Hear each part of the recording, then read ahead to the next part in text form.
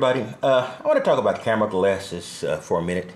It is probably the greatest and most pointless invention in the world because using glasses for cameras is really counterintuitive.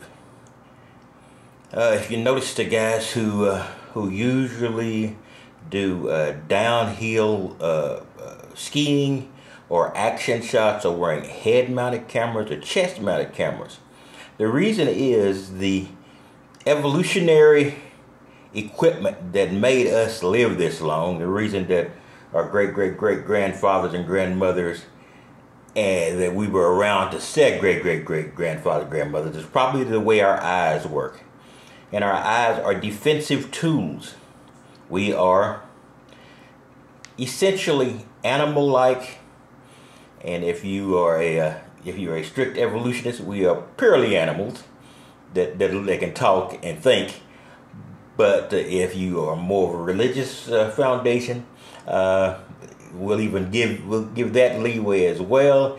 And that is, our eyes are defensive tools. We move our heads and we move our eyes most of all in reaction to sudden stimuli. That's why our ancestors saw that mountain lion, our ancestors saw that wolf coming or wolf pack or something, and were able to get out of the way. Now, it makes camera glasses almost impossible to use correctly. I come up with this idea. If you notice on these glasses, I don't know if you can even see them. I think you probably can. Yeah, I think you can. There are two red specks here. These red specks are at the focal point of my eyeballs, basically. So basically, I'm using this when I use camera glasses for a function such as doing a review or looking at a specific piece of equipment. Because I tend to move my eyes and do micro movements of my head, I will go off focus. With these two focal points, they will appear as two little dots because, you know, our eyes meet at a point, but not at the point where glasses hit. So you'll see these 2 points as two separate points. What I try to make sure is that whatever I am videoing makes those 2 points fall on that target.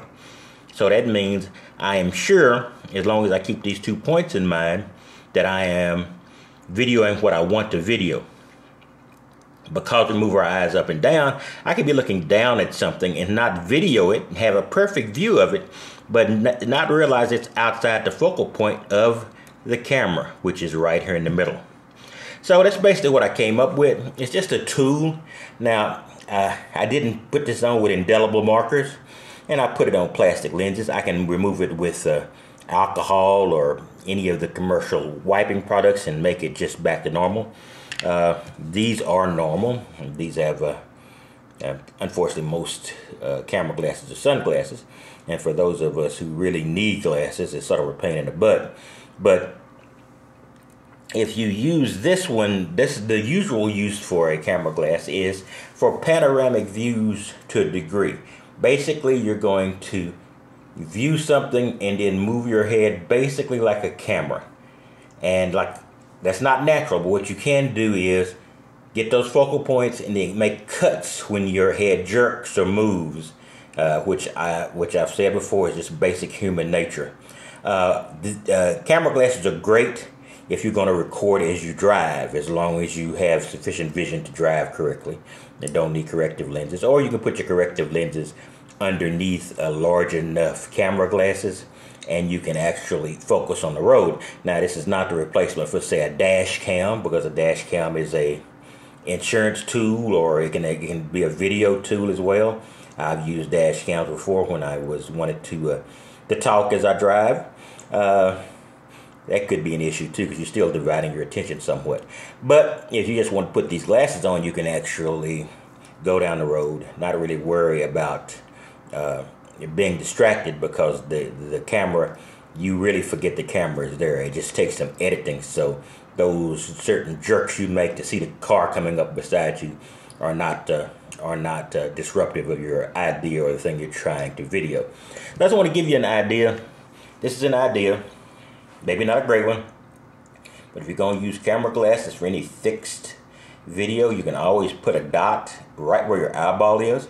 It'll just be temporary. You can wipe it off, like I said, later. But that would at least allow you to make sure that you're getting the gist of what you want to video at a focal point where it's actually working with the glasses. These are great camera glasses, these iView, but they have a very narrow video range, especially up and down, so it's very easy to lose your target. So that's basically what I'm using for these.